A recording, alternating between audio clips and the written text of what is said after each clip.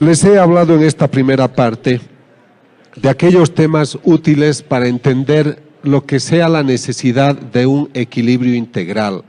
Les he hablado de la parte biológica, de la parte emocional, del lóbulo prefrontal. Y yo noto que en nuestra sociedad el espíritu ha sido bastante relegado. Si ustedes piensan en lo que sea la definición de espíritu, debemos redimensionar el valor de esta palabra. Y permítanme contarles algo que es sumamente importante para mí. En el año 1990 yo era ateo y estaba escribiendo un libro que se intitulaba De la neurona a la persona. Estaba tratando de explicar cómo el cerebro ha evolucionado de tal manera que un día este mamífero se vuelve persona.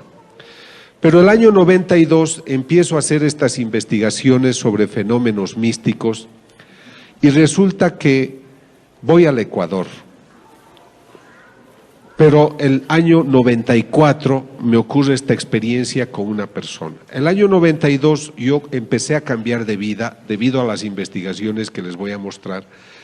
Pero el año 94 el obispo del Ecuador había pensado que la señora Patricia Talbot no era una vidente auténtica, sino falsa. Entonces yo viajé al Ecuador para estudiar el caso de ella y demostrar si es que era realmente falsa o era auténtica.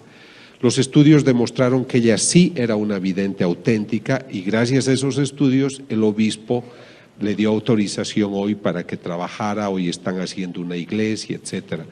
Los estudios sirven para eso. Pero lo que les debo contar es que mientras entrevistaba gente, entra una mujer que tenía también experiencias místicas. Era la primera vez que yo la veía. Yo no sé cómo llaman ustedes a las gentes que vienen del pueblo. Era una gente humilde, sencilla, sin ninguna formación, de unos 50 años, y me dice: yo tengo 2 mensajes de Jesús para usted. El primero dice que usted a través de la ciencia debe ayudar a demostrar qué videntes son auténticos y cuáles son falsos. ¿Y cuál es el segundo mensaje?, le digo. Y me responde: dice el Señor que usted no sabe qué hacer con su libro de la neurona a la persona. Ella no podía saber esto.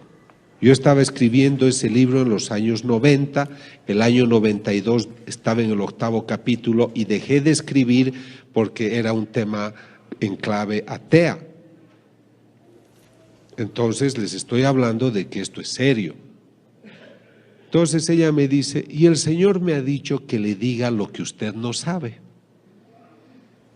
Me dijo: el alma es la vida.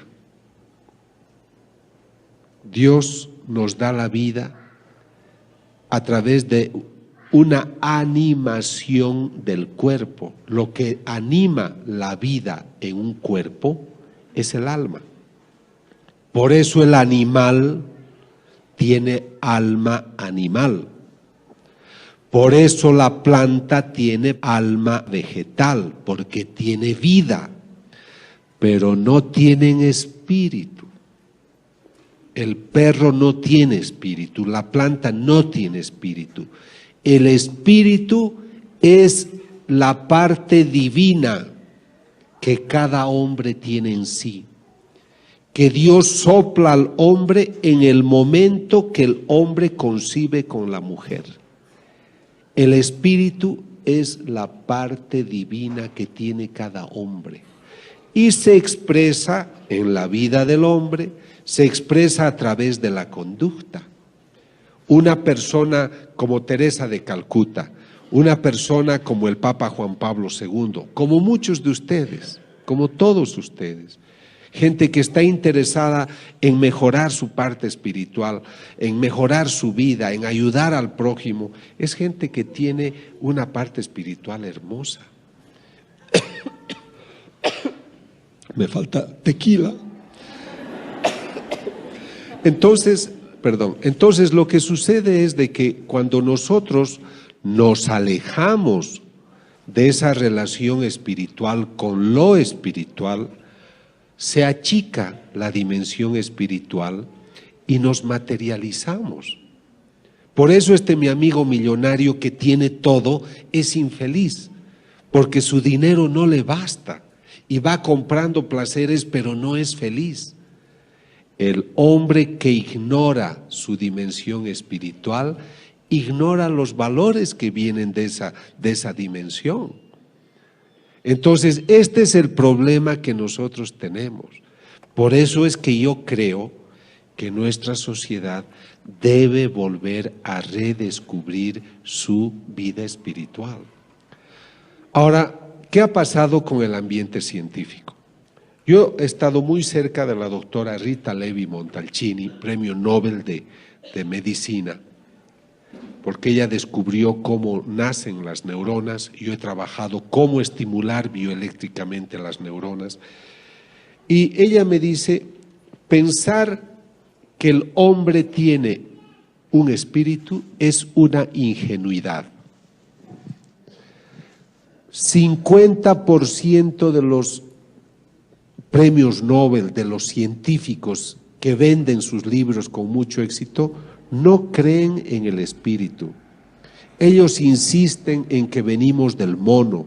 Ellos insisten en esas teorías de que somos fruto del caos, de los choques interplanetarios, de las primeras partículas que cayeron, que venimos del mono.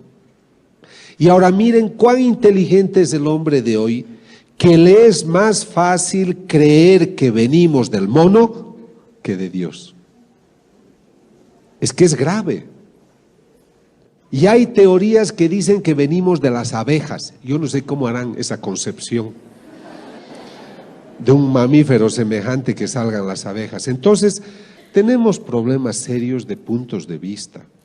Pero a veces estas gentes tienen tanta fuerza que ellos son los que ganan.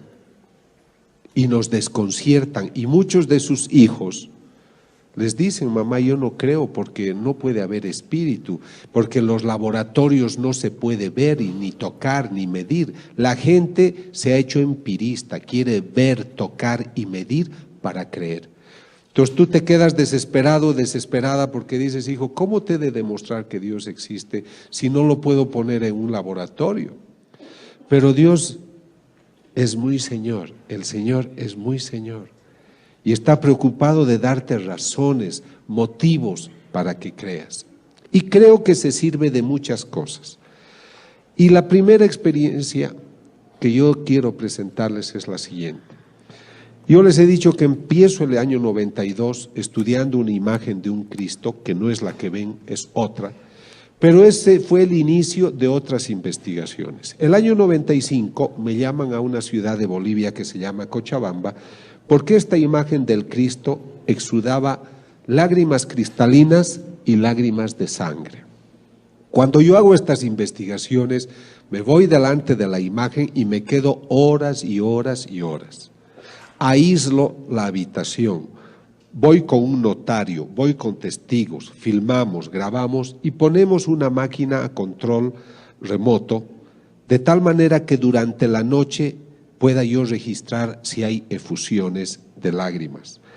Entonces, cuando yo fui a estudiar esta imagen, me di cuenta que en la frente tenía unas costras, o sea, había un proceso que se presenta también en las personas cuando tenemos algunas heridas. Entonces yo le tomé una muestra de costra, eran unas 200 costras en la frente, tomé una al azar y la mandé a analizar a un laboratorio patológico de Australia, en New Wales. Y me dicen, doctor, 2/3 de esa costra son sangre humana, pero 1/3 no. Es algo duro y tiene que llevarlo a usted a otro laboratorista. Llevamos a un laboratorista, a un forense botánico, y nos dice, es la punta de una espina. Y reconocemos sus características por las celdas, por la distribución molecular que tiene. Es una espina propia de un país árido como Israel, como el Asia Menor. Y en Bolivia eso no existe. ¿Cómo es posible que en una estatua de yeso salga sangre, se formen coágulos, se formen costras y dentro de una de ellas haya una espina? Muchas gentes cuando escuchan de esto dicen es que dentro de la imagen hay algún mecanismo que le hace exudar. Yo no estoy usando la palabra llorar, nosotros decimos exuda o tiene efusión de sangre o de lágrima. Entonces hago una tomografía axial computarizada que divide la imagen en 27 partes y dentro está vacía. No hay ningún mecanismo que justifique esta efusión. Pero muchos dicen es el ambiente, es la deshidratación, son los colores, etc. Compro otra imagen parecida y durante 2 años la coloco al lado de la que exuda. Jamás esta otra imagen tuvo esos supuestos cambios que se eran debidos a los colores o a lo que sea el efecto del ambiente. Esta imagen exuda sangre y lágrimas cristalinas. Tomo una de las lágrimas cristalinas en un tubo de hematocrito, coloco en los tubos de ensayo, se seca la lágrima y quedan cristales de sal. Otra vez, como de una estatua de yeso, se seca el líquido y quedan cristales de sal. Eso no me puedo explicar. Hemos hecho 7 estudios en laboratorios del mundo, desde el año 1995 al 2000. Todos confirman que este es el estudio que se hace, la característica corresponde a genes de un ser humano. O sea, todo ese líquido corresponde a una persona. Ahora comprenderán que esto nosotros llamamos estudios a ciegas. ¿Qué quiere decir? Que yo voy donde está laboratorista a Nueva Orleans, a una oficina que se llama GenTest, uno de los mayores centros de estudio genético de Norteamérica, y esta doctora es una doctora que no ama para nada a los católicos, ella es de otra religión. Ella no sabe que esto viene de una estatua. Pero este señor que está ahí, Ron Tesoriero, es el australiano abogado que viaja conmigo para autentificar mis investigaciones, y él le dice, esta sangre viene de una estatua.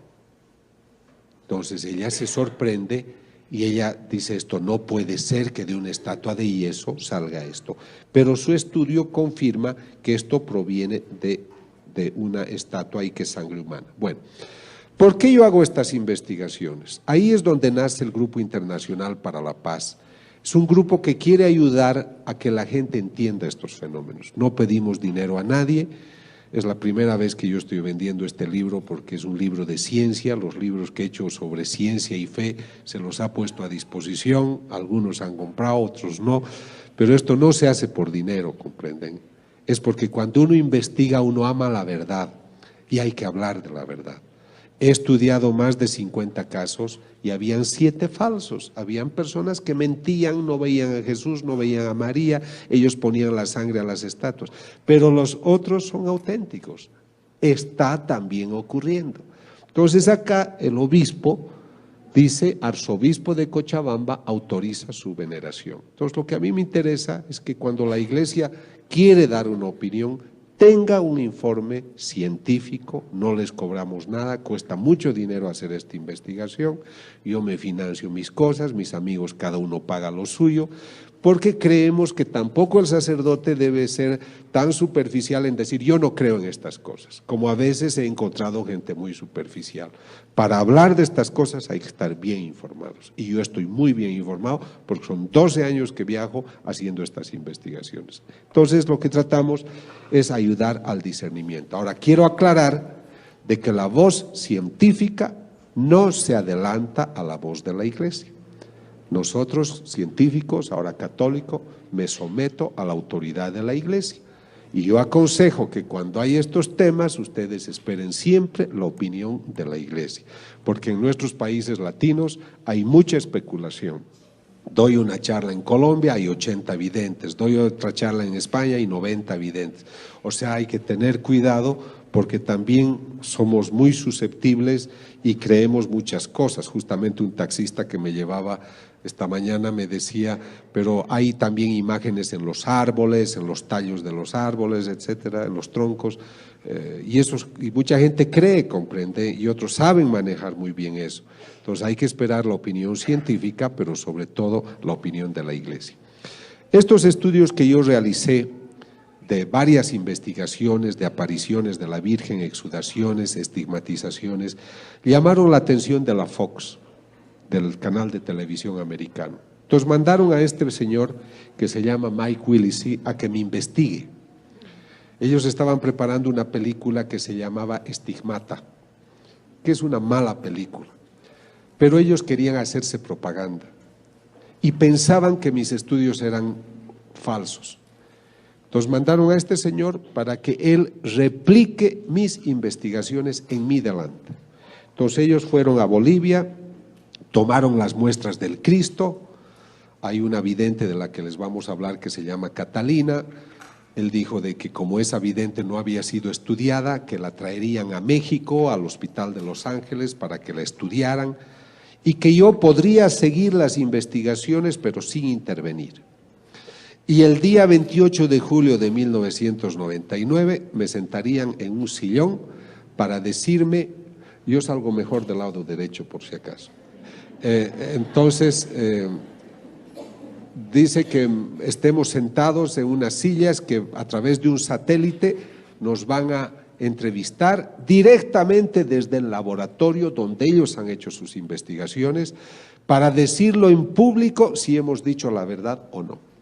Entonces yo ese día estaba sentado y se contactan con los laboratoristas, 28 millones de personas veían que luego se ha hecho una película que se llama Signos de Dios, la ciencia prueba la fe, y pues fueron al laboratorio y la laboratorista dice, debo confirmar que los casos son auténticos. Y eso es lo que a mí me ha dado prestigio internacional, porque la Fox no es el Vaticano. Eran unos señores que querían hacer lo suyo, gastaron $2 millones, a mí no me pagaron ni un centavo por si acaso, pero ellos querían ver si esto era verdad o no. Y lo que podía haber sido algo negativo para mí se ha vuelto a favor, porque delante de todo el mundo, esa noche fueron 28 millones, pero luego ha ido a todo el mundo, pues han dicho, esto es verdad. Y entonces eso solamente quiero contarles para que sepan de que yo también, el investigador, he sido investigado. Han hecho una película de 2 horas, documental Signos de Dios, la ciencia prueba la fe, y pues allá ellos fueron los que estudiaron el caso de quien les hablaré luego. Cuando empecé a estudiar esa imagen del Cristo que lloraba, como yo era ateo, yo no estaba relacionado con miembros de la iglesia. Entonces muchos me dijeron de que no podía ser, de que cómo, me tienes que avisar antes para que yo pose, ¿no es cierto? Entonces descubrí, bueno, me decían, no puede ser, estos casos no hay.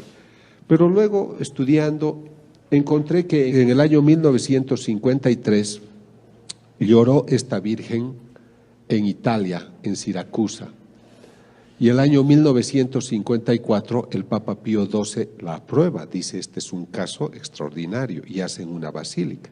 Entonces yo tenía un argumento para demostrar a los religiosos de que realmente habían casos de este tipo y que una prueba era esta exudación que exudó 4 veces. Ese Cristo de Cochabamba ha exudado casi ya 200 veces. Y luego empiezo a conocer más casos en Italia en Italia también esta es la rosa mística que exuda y muchas imágenes. Y tengo que viajar a Akita, Japón. En Japón empieza a llorar la Virgen. Es una imagen de madera que exuda 101 veces, lágrimas cristalinas y sangre.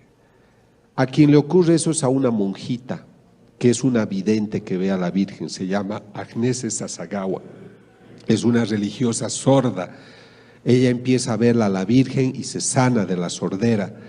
Muchos dudan, pero el obispo es un hombre serio, quiere saber todo, hace las investigaciones y el año 1985-90 hace documentos apoyando esta aparición, y el mismo cardenal Ratzinger el año 90 convalida las apariciones de Akita, Japón. Entonces, no es que la Iglesia no se interesa, lo que pasa es que quienes no hablan bien de estos eventos no están bien informados. Luego tengo que viajar a Naju, Corea, donde otra imagen de la Virgen exuda 700 veces, lágrimas cristalinas y sangre, como pueden ver acá.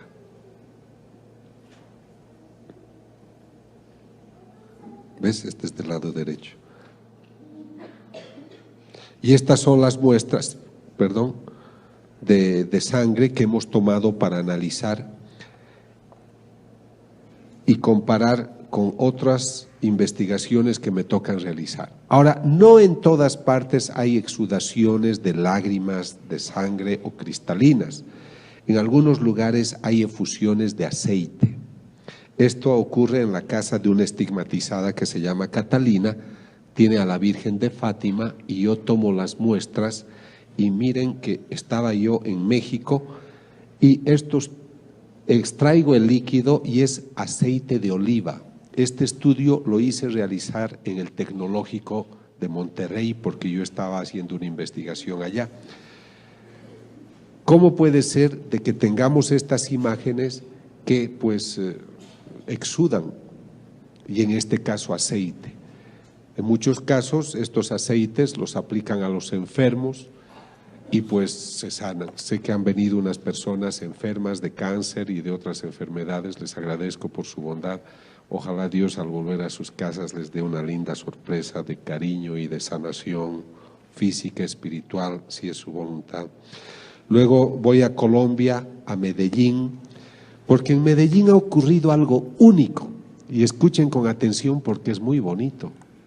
Es una escuela de niños huérfanos, dirigen unas monjitas.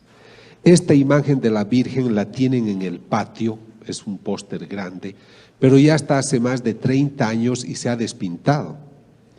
Y para sorpresa de todos, empieza a aparecer el color, como si alguien empezara a pintar. Y hasta hoy nadie puede describir cómo se ha podido realizar. Y ocurre de que tiene cada vez unas exudaciones de líquido transparente con mucha frecuencia. La llaman la imagen de la Virgen renovada, es la de María Auxiliadora. Ahora voy a entrar a un tema que es muy interesante y que seguramente lo voy a tratar con más profundidad. Me llama el cardenal de Buenos Aires. Les recalco esto porque la Iglesia, después de tantos años de trabajo, valora estas investigaciones. Entonces me llaman porque en Buenos Aires resulta que hoy hay la moda de que cierta gente comulga con la mano. Entonces alguien hizo caer la hostia y como la hostia estaba sucia, ya no la quiso levantar, consagrada. Entonces alguien le avisa al sacerdote, el sacerdote la toma y la pone en esta fuente y la deposita en agua para que se disuelva, que es una norma que ellos tienen, y luego le echan en una plantita. A los 5 o 6 días que estaba en el tabernáculo, abre el tabernáculo y ve que en vez de haberse desintegrado, hay unas manchas rojizas. En sus distintas formas, ve que el líquido aumenta en los días sucesivos, y es ahí donde me invitan a mí a tomar una muestra y saber de qué se trata. Yo viajo varias veces y tengo 2 muestras. Una es una masa gelatinosa, porque les he contado de una hostia, pero lo mismo ocurrió con otra hostia. Son 2 hostias que debo estudiar. Una es esta y otra es una que exudó el año 96, que tuvo esta efusión y que se ha vuelto costra seca. Ahora, yo viajo a Norteamérica, a unos laboratorios de California, llevando esta muestra. Yo no les digo esto viene de una hostia. El estudio a ciegas consiste, señores laboratoristas, tengo esta muestra, analícenla. ¿Cuál es el resultado? Doctor, la muestra que usted ha traído es músculo del corazón, músculo del miocardio, del ventrículo izquierdo. Es el primer resultado. Pero hay muchas cosas que descubrir. Este estudio ya lo estamos realizando desde el año 99.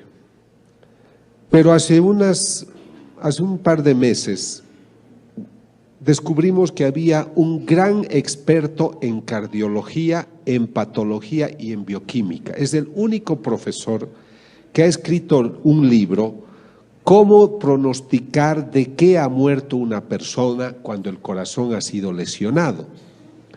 Entonces, este profesor es un profesor muy famoso, el profesor Tsugibe. Entonces, se le entregan a él las muestras y él dice, esta persona que tenía este corazón tiene que haber muerto muy maltratada, porque en su corazón hay lesiones que muestran que ha sido muy golpeado. A este hombre lo han torturado. Él no sabe que esto es una hostia. Y luego, ¿qué es lo que sucede? Él dice, pero algo ustedes me tienen que explicar. ¿Cómo es posible que cuando yo estaba estudiando esta muestra, la muestra palpitaba, latía? Así que explíquenme cómo le sacan ustedes el corazón a un muerto y me lo traen vivo hasta mi laboratorio en Nueva York. Profesor Tsugibe, no es lo que usted piensa. Esta es una hostia consagrada que ha empezado a sangrar. Imagínense, él tiene más pelos que yo, casi se los todos. Porque imagínate a un hombre que le digas de esta masa de trigo que se ha vuelto sangre, se ha coagulado, hay una muestra de músculo del corazón. Pero ahí no termina la cosa, porque como él dijo, díganme cómo es posible que esté viva. Les estoy hablando de que esto estoy estudiando desde el 99, son 5 años, amigos, que la muestra está en mi poder. Entonces yo viajo al laboratorio de Buenos Aires hace pocas semanas y busco los documentos de los primeros estudios que se hicieron en Buenos Aires. Y escribe la laboratorista que ha hecho el primer análisis. Dice, se observan unos líquidos, glóbulos rojos, se observan glóbulos blancos, hemoglobina. Lo que me llama la atención es que las células estén palpitando y que estén latiendo. Pero ya habían pasado varios días. A los 15 minutos los glóbulos rojos, los glóbulos blancos ya se descomponen. Entonces, ahí es que me interesó mucho el tema del corazón y me entero de que en el siglo VIII, en Lanciano, una población al sur de Italia, un sacerdote celebraba la misa y dudaba si Cristo estaba presente en la Eucaristía o no. Él dudó y el momento de su duda, la hostia se vuelve sangre y se coagula. Y se vuelve esta pieza de carne que si ustedes van hoy o viajan después a Lanciano, la pueden ver, veo que algunos ya lo han hecho, pero el vino se vuelve unos grumos que son 5 grumos de sangre, es como un algodoncito de sangre, pero son de distinto tamaño los 5 y cada uno pesa igual. Y ellos, los italianos, la conferencia episcopal, invita en los años 70, esto ha ocurrido en el siglo VIII, repito, pero se conserva. Y entonces invitan a este profesor, que es el profesor Linole, experto en bioquímica, patólogo, a que haga estudio. Y este doctor nos dice, es músculo del corazón igual que la muestra que ustedes tienen. O sea que la muestra que yo tengo de la hostia de Buenos Aires, que es de los años 90, 2000, es la misma que esta, es de la misma persona. ¿Qué opinan? Lo demás ya no les cuento porque si no ya no se compran mi libro. Entonces resulta mentira, no he traído el libro que habla de eso. Entonces miren, acá estamos hablando creo, de una prueba de algo extraordinario. ¿Puedo yo comprobar que Cristo está presente en la Eucaristía? El Señor dice una mística: yo hago milagros para los ciegos y los sordos.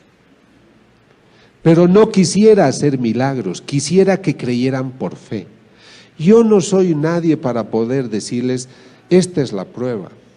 Pero yo quiero ponerles sobre la mesa los resultados de las investigaciones para que ustedes lo mediten y ustedes lleguen a sus propias conclusiones. Yo no puedo explicarme respecto de las imágenes que una imagen de yeso exude. ¿Por qué esta pared de yeso no exuda? ¿Por qué solo las imágenes sagradas? Entonces, yo creo que ustedes tienen que meditar qué nos está queriendo decir el Señor a través de los siglos. Pero luego me entero que en el siglo XIII, también otra persona, otro sacerdote, no creía que Cristo estaba presente, esto en Orvieto, en Italia también, y cuando está dudando de que si Cristo está presente en la Eucaristía o no, el corporal que tiene se llena de sangre. Pero aquí ocurre algo impresionante, porque la sangre chorrea el altar y cae al suelo, y el piso es de mármol, y si ustedes van a ver hoy, ha penetrado la sangre al mármol y está ahí. Entonces sale, rebalsa y penetra. Es debido a esta experiencia del siglo XIII que el Papa Urbano, que se encontraba cerca de Orvieto, viaja al lugar a ver este milagro, y Urbano IV pide a Santo Tomás de Aquino hacer la misa, el ritual, la ceremonia para establecer la fiesta de Corpus Christi. O sea que sepan ustedes de que la fiesta de Corpus Christi nace de un milagro eucarístico. ¿Están cansados o no? Si no les cuento más cosas. Bueno, entonces les voy a contar una cosa muy bonita. Es que yo me regulo, no quiero cansarlos, pero les voy a contar algo muy bonito. Yo les conté que la vidente Patricia Talbot, el obispo decidió que ella era falsa. Pero ¿quiénes decidieron eso? Un profesor de teología, un profesor de español. Entonces yo viajé, le dije, obispo, el año 94. Yo le dije con todo respeto, no veo que ustedes, siendo teólogos y siendo profesores de español, decidan si el cerebro de una persona está sano o no. Ustedes no tienen la competencia para eso, pero yo sí. Yo soy experto en esos temas y además traigo mi equipo de expertos. Permítame que estudie el caso de la señora Patricia Talbot. Por suerte fue un buen obispo y me dijo, doctor, le autorizo, reconociendo que él había actuado de otra manera. El día de la investigación, yo no podía estudiar la aparición del Señor, porque ella ya no tenía apariciones, ni del Señor ni de la Virgen. Cuando yo estudio el cerebro de una vidente o de un vidente, su cerebro produce ondas delta, que son unas ondas de 3-4 latidos por segundo, que ningún ser humano produce si está despierto. Solo produces eso si estás en sueño profundo, en anestesia, estás con drogas, pero basta que despiertes y no produces ondas delta. Todos los videntes auténticos que yo he estudiado producen esa onda. Entonces, y los físicos nucleares descubren que el momento que se aparece el Señor hay emisión de radiaciones y aumenta la concentración de energía en una habitación como si entraran 5 a 10,000 personas a la sala. Entonces, como esta persona ya no tenía apariciones, yo no sabía cómo demostrar la parte, digamos, de que ocurría algo extraordinario con ella. Entonces yo le dije a su sacerdote, le dije, Padre Martínez, le pido un favor, prepárela a Patricia para darle la comunión, porque si Cristo está presente en la Eucaristía, yo tengo que obtener en mis equipos los mismos resultados que cuando Cristo se aparece. Esa era mi atrevida hipótesis. Llega el momento de la investigación, el cerebro de esta mujer es normal, no es una loca, no es una chiflada, hice entrevistas psicológicas, hicimos el estudio neurológico, no era epiléptica, no tenía tumores, etcétera. Y le digo ahora, dele la comunión. Le da la comunión y la máquina que mide la emisión de radiaciones muestra que al lado izquierdo de ella ha aumentado la concentración de energía, y el rato que ella comulga, el momento que toca la lengua, el cerebro empieza a producir ondas delta, igual que cuando hay una aparición del Señor. Y ella se inclina a la izquierda mientras ha comulgado. Termina la comunión y le digo, Patricia, ¿por qué se ha inclinado a la izquierda? Porque el Señor se apareció, doctor, el Señor estaba acá todo el tiempo. Si ustedes van a un tabernáculo, no van a medir radiaciones. Pero el Señor permitió esa experiencia justamente por esta razón, para darnos pruebas de que algo extraordinario ocurre. Yo les diré, me he dedicado a hacer estas investigaciones, pero también tengo un poco de vergüenza ante Dios, porque cuando investigamos el primer caso de la vidente Nancy Fowler en Norteamérica, ella, el Señor le dice, "Why do you test me?", ¿por qué me pruebas? El Señor se apena de que sigamos probando para tener pruebas. Pero también le dice, hija, es que viven en un mundo muy racionalista, ya no son sencillos como palomas, son gente complicada. Les he dado imagínense, la Virgen tiene, yo era ateo cuando empecé esto, y me dicen, se aparece la Virgen, doctor, en Yugoslavia. Y yo digo, ¿cómo se va a aparecer la Virgen? Tendría que tener 2000 años de edad. ¿Cómo puede vivir alguien 2000 años? Porque yo venía del ateísmo, no entendía. Entonces viajo a hacer mi primera investigación a Estados Unidos. ¿Y qué es lo que encuentro?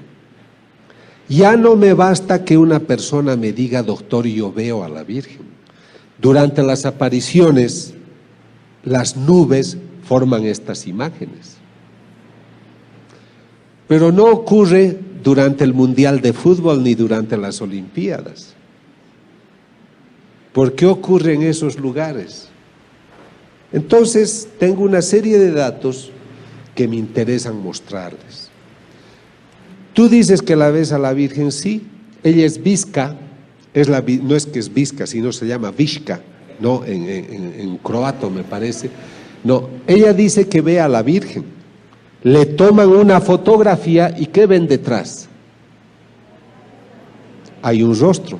El momento que se tomó la fotografía no estaba. Entonces, cuando yo estudio un caso, no me basta que me diga yo veo, yo tengo ayudas de distinto tipo, luego les hablaré la parte científica. Esta Vishka dice, la Virgen me ha dicho que como mañana es Pentecostés, caerán 12 lenguas de fuego como hace 2000 años. Al otro día, 5000 personas se reúnen y pueden ver cómo las 12 lenguas de fuego caen. O sea, aquí es interesante para la investigación de que haya un pronóstico, mañana va a ocurrir. De hecho, cuando yo dudo de algún vidente, lo que hago es pedirle una prueba, le digo a usted, dígame qué va a suceder, escoja usted las cosas, que el Señor o la Virgen se lo diga y en base a eso yo me he de comportar, ¿no? Porque tiene que darme una prueba, yo soy un investigador, no la va a dar a todo el mundo, pero si usted quiere que yo hable al mundo de esto, usted tiene que darme una prueba de que algo especial sucede con usted. Muchos ya no vuelven por eso. Ahora, acá es un crucifijo, durante las investigaciones, es un lugar que se va a rezar y delante aparece esta imagen en una fotografía. La gente puede decir de que es una sobreposición de imágenes, pero es una foto Polaroid, no hay replicación.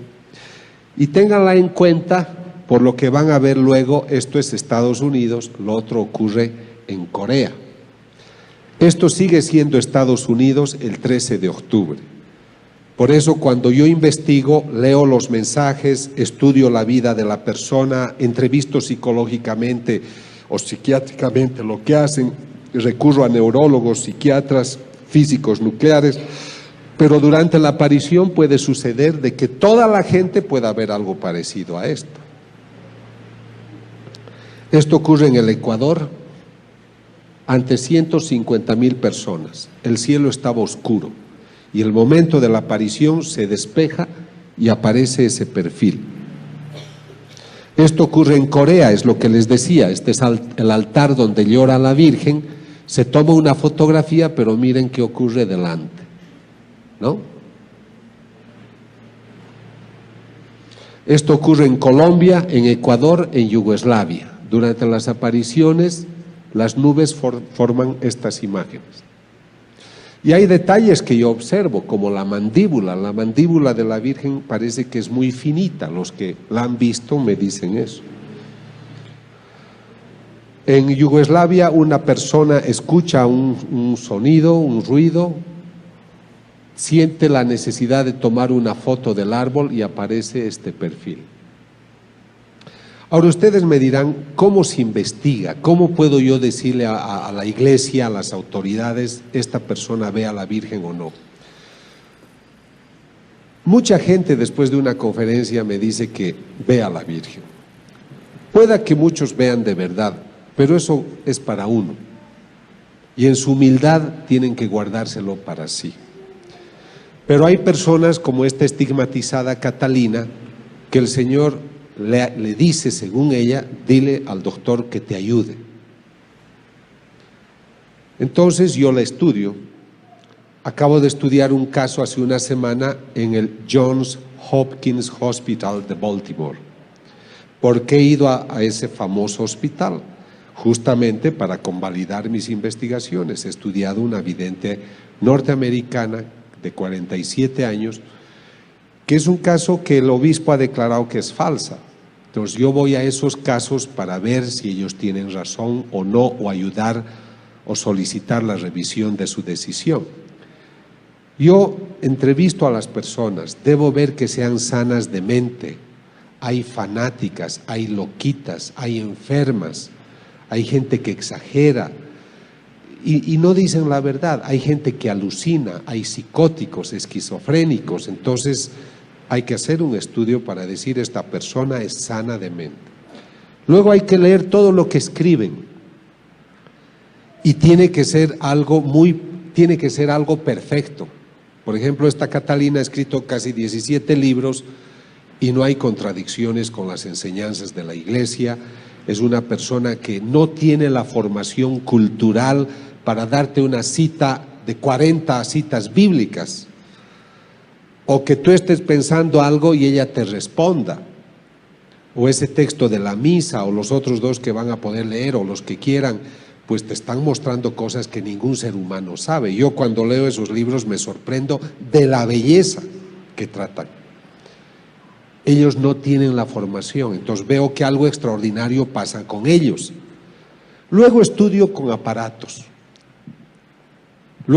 Antes de los equipos veo su estilo de vida. Yo viajo de incógnito, les veo cómo viven.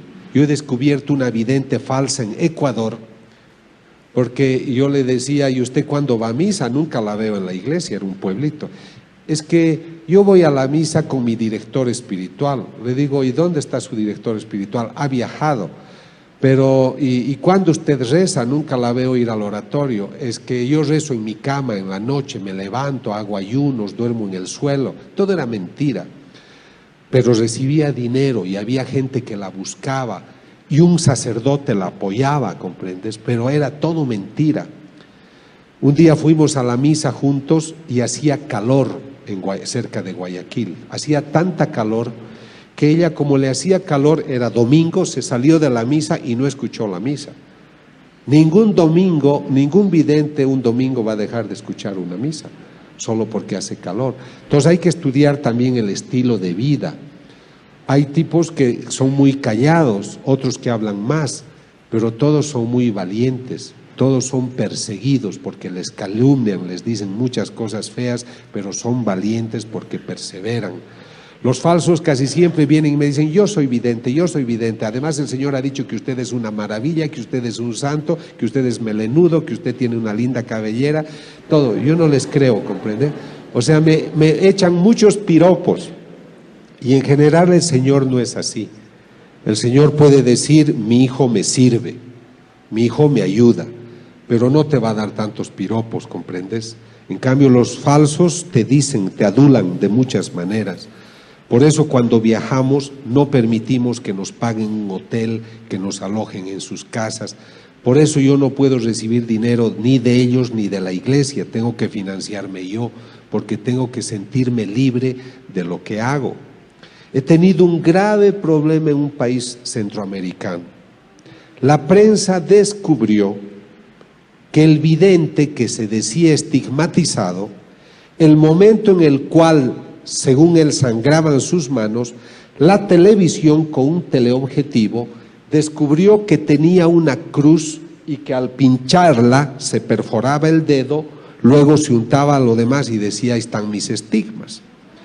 Entonces, el grupo que le ayudaba a este estigmatizado de unos 50 años, me llama y me dice, doctor, ayúdenos porque la prensa nos está atacando y dicen que este hombre es falso. Como yo soy Robin Hood, como soy el mosquetero que ayuda a los que tienen problemas, viajé para hacerme problemas. Entonces yo llego al lugar y le digo, me interesa verlo al vidente.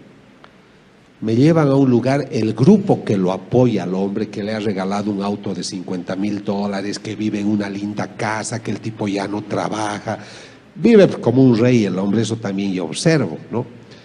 Entonces les digo, bueno, aquí estoy, lo entrevisto al hombre, no me dio la impresión que era místico, para nada, pero yo debo tener pruebas, no me debo basar en mi impresión. Entonces les digo, muéstrenme todo el material que tienen de cuando tiene sus estigmas. Y me dicen, doctor, hemos viajado a España al convento donde está la santa que él representa, porque él habla como mujer y habla de una santa, etcétera. Entonces me muestran las películas donde está sangrando, 5 películas, y descubro en las 5 el momento que se perfora. Entonces yo he ido a ayudarle a descubrir que era falsa la perforación y descubro que otras 5 veces se ha perforado. Y yo le digo al grupo, queridos amigos, lamentablemente no les puedo ayudar porque el Señor realmente tiene la cruz con agujas que Él se perfora. Me querían golpear, me querían sacar por la ventana porque estaban molestos de que yo descubra una falsedad. Entonces, este es un problema. Hay gente que se hace fanática y que cree cualquier cosa. Por eso, no protesten contra la iglesia. Yo sé que a veces algunas autoridades son severas con ciertos videntes auténticos, pero estos están con Dios y al final la luz va a salir. Pero no hay que adelantarse, no hay que faltar al respeto a la decisión de la iglesia. Yo he estudiado 3 casos importantes y maravillosos de videntes que eran auténticos y luego han cambiado de vida y se han vuelto personas desagradables. ¿Qué pasaba si el obispo de ese lugar las habría aprobado? Harían el ridículo ahora. Entonces, por eso la iglesia está protegida por el Espíritu Santo. Y no tenemos que hacer depender nuestra fe de estos eventos. Estos eventos nos están despertando la fe, como ha sido mi caso. A ustedes estoy seguro que ahora van a comulgar con más entusiasmo. Pero no dependamos de la vidente, del vidente. Ellos son unos instrumentos que nos tienen que llevar a las enseñanzas de la iglesia, al dogma. Y entonces vamos a vivir mejor. Yo vivo mejor mis misas gracias a muchas cosas que me han dicho los videntes, pero yo no estoy esperándolo al vidente, lo que me interesa es encontrarme con el Señor en el Santísimo. Entonces tengan presentes, sean prudentes, gocen de estos regalos. Llévense esos libros maravillosos que les van a hablar de un Dios que está hablando al hombre de hoy, porque está preocupado de un hombre que ha erigido otros dioses y se ha olvidado de él. Realmente, para mí, el concepto fundamental de todas estas apariciones es que el Señor se aparece para decirnos que existe y que nosotros nos hemos olvidado de él. Ahora, con esto yo ya termino. Lo que estoy tratando es de investigar todo lo que sea la sangre de la sábana santa, que ustedes saben, se ha dicho que es de la Edad Media, es otro estudio que ha especulado muchísimo y mal, pero yo quiero comparar muestras de esta sangre con las del Cristo, con las de las hostias, y ya estamos obteniendo varias muestras. Ni bien el Vaticano nos dé permiso para investigar la sábana santa, lo vamos a hacer. Ahora, ¿con qué debo concluir? Yo quisiera decirles de que estamos viviendo una época especial. Ustedes se preguntarán, ¿por qué yo viajo por el mundo hablando de estos temas? Yo he escrito mucho y he dictado muchas conferencias, porque siempre me ha interesado que el hombre sepa lo que era el estrés, la depresión, las neurosis, he hecho mucha investigación. Pero yo noto que el hombre de hoy no está bien, no está sano. ¿Cómo puede estar sano el hombre que mata a su mujer, como ocurre en España? Cada semana un hombre, marido o compañero, mata a su mujer. ¿Cómo puede ser sana una nación? En Alemania hay aviones que viajan hasta Filipinas, hasta Bangkok, a hacer sexo con niños, prostitución infantil. Hay 1.200.000 niños prostitutos menores de 12 años. Y eso con la aquiescencia de gobiernos. Es una tradición en Tailandia que ciertos padres de familia tengan 6, 8, 10 hijos para que sean prostitutos desde niños. Entonces, ¿cómo puede ser este hombre inteligente hacer tantas guerras? Desde 1944, 45, 46, que son las épocas de paz después de la Segunda Guerra Mundial, solo han habido en el mundo 6 días de paz, porque en cualquier lugar siempre había una guerra, y hoy hay 10 guerras en distintos lugares del mundo. Hablamos de las más grandes, de las más importantes. El siglo pasado han muerto 100 millones de personas en conflictos bélicos. En los últimos años, del 90 al 2000, han muerto 7 millones de niños por conflictos bélicos. Ahí es que yo pienso que el hombre viene del mono y no de Dios, ¿comprenden? Porque no puede ser que un hombre inteligente sea capaz de estas cosas.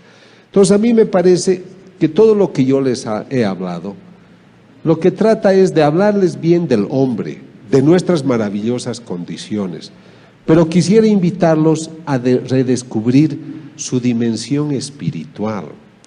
Realmente tenemos una dimensión espiritual. Estuve en Panamá hace pocos días y me invitaron a dictar una conferencia junto a una doctora colombiana, una odontóloga. Y esta señora cuenta, ella debe tener unos 40 y tantos años, con las mujeres no se sabe, ¿no? Pero yo calculo gentilmente.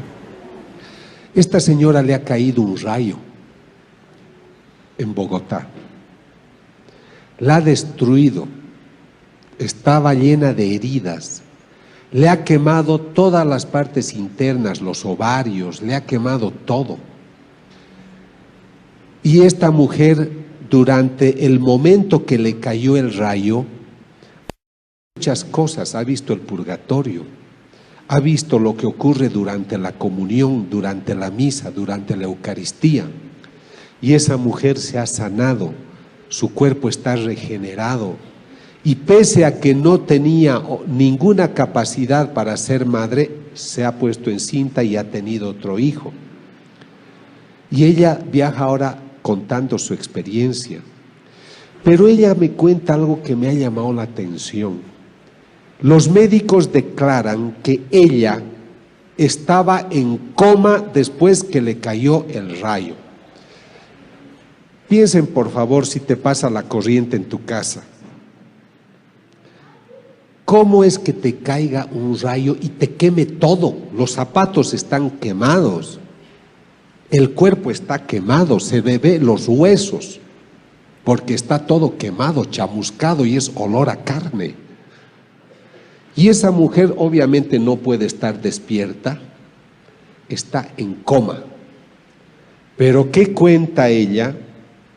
Que ella se encontraba en Yugoslavia, pidiéndole a una señora que rezaba mucho, que rezara por su alma.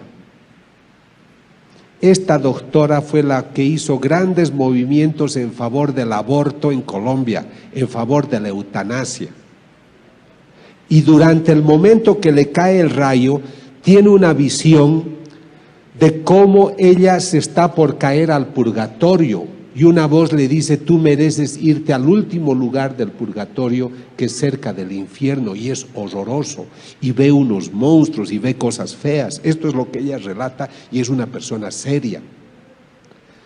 Y entonces ella está desesperada, dice, no puede ser que mi alma se esté perdiendo, yo no creía en estas cosas, yo no creía en Dios. Y el Señor le permite volver a la vida y la cura para que hable de estas cosas. Por eso ella viaja por el mundo hablando de estos temas. ¿Por qué les cuento esto? Porque si ella estaba en coma en Bogotá, ¿cómo es que estaba en Yugoslavia pidiéndole oración y pidiendo oración a otras personas y ella se veía lo que los médicos estaban haciendo con ella? Para mí este es un caso interesante porque demuestra que tenemos un espíritu, que es el que se estaba moviendo para pedir oraciones. Por eso hacen bien ustedes cuando hacen oraciones de reparación. Me da pena que hayan personas enfermas, pero benditas las personas enfermas, porque a través de ellos el Señor salva a mucha gente. Entonces esta mujer ha tenido una experiencia extraordinaria y les voy a contar otra que a mí me consta más. Yo estoy trabajando para que la gente redescubra el espíritu. Entonces un día en Londres, un automóvil atropella a un señor. Escuchen esto porque es muy interesante. Este señor tiene unos 60 años, lo atropella el auto, está de muerte, lo meten de emergencia y el tipo muere. Entonces lo bajan a una sección donde está el tanatorio y de repente el hombre empieza a gritar y dice, sáquenme de aquí, socorro, ayuda, etcétera, y el tipo está vivo. Entonces, cuando todos se sorprenden, dicen, pero ¿cómo usted está vivo si estaba muerto? Le hemos hecho todos los controles. No sé, dicen, lo que pasa es de que yo quiero que traigan al cirujano que me ha salvado la vida, a ese pelirrojo. Al pelirrojo, sí, le dice, es el cirujano que te ha curado. Bueno, que venga. Y quiero agradecerle a esa enfermera gordita que corría por todas partes buscando todo para poder ayudarme. Yo quiero agradecerles a los dos. Y los médicos se miran la cara sorprendidos porque dicen, ¿cómo es posible que este hombre haya podido ver y me hable del pelirrojo y de la gorda? Porque él era ciego de nacimiento. ¿Se dan cuenta? Entonces este hombre estaba viendo con su otra naturaleza, que es la dimensión espiritual. Yo voy a hablar el próximo sábado, y no lleven sus celulares por si acaso, en la Universidad Interamericana, Intercontinental. Quisiera que inviten a otra gente, porque yo creo que esta es una oportunidad para reflexionar sobre estos temas. Yo les quiero decir, a mí nadie me paga por hacer estas cosas. Pasamos muchos apuros para hacer estos viajes, pero los hacemos con dignidad, porque es un homenaje a la gente, es un homenaje a la verdad natural y a la verdad sobrenatural, para que las personas comprendan de que algo extraordinario está ocurriendo en el mundo y ustedes son privilegiados en tener acceso a esta información. Porque mucha gente no tiene acceso a esta información. Y si Dios está permitiendo que ocurran estos casos extraordinarios, ustedes en México tienen la maravilla de la Virgen de Guadalupe, Así se ha ido repitiendo porque Dios está pendiente del hombre. Somos nosotros los que le damos la espalda, somos nosotros los que no queremos estar cerca de Él. Somos nosotros los que nos bautizamos y solo 15% se acuerda de Él los domingos, y sobre todo nos acordamos de Él cuando tenemos problemas. Yo creo que todo lo que nos está ocurriendo es para recordarnos que está vivo. El Señor dice: yo soy un mendigo, porque estoy esperando que el hombre me pueda donar lo que más quiero, y es su corazón. Eso es lo único que espero. Pero todo depende de su voluntad, porque el hombre es libre para amarme. Él puede construir otros dioses si él quiere, pero yo lo he creado para poblar el cielo y no para poblar el infierno. Yo no soy un Dios que castiga, soy un Dios que se apena por el pecado. No te condeno, lo que quiero es más bien salvarte, quiero sacar de la muerte vida, porque yo he vencido a la muerte. Cuando yo leo estos mensajes, y cuando se lleven esos libros, léanlos poco a poco. Yo hago una cosa, me voy a una iglesia a leerlos delante del Santísimo, porque escuchas esa voz viva, escuchas a ese Dios que te está hablando aún hoy. Seamos generosos, no estamos bien, nuestra economía no va bien, la gasolina está aumentando, los conflictos bélicos aumentan, viajar cada vez se hace difícil, sacar una visa para ir a un país. ¿Cuántos mexicanos mueren en las fronteras simplemente porque no pueden ir tranquilos a México y de otros a Estados Unidos y de otros países? Porque hemos perdido ese sentido de hermandad. ¿Y cuándo vamos a cambiar? ¿A la fuerza, por el castigo? ¿Por qué no empezamos entre nosotros a ser mejores hermanos? Aquí hay un apostolado que es el apostolado de la nueva evangelización. Están afuera las personas que les pueden informar.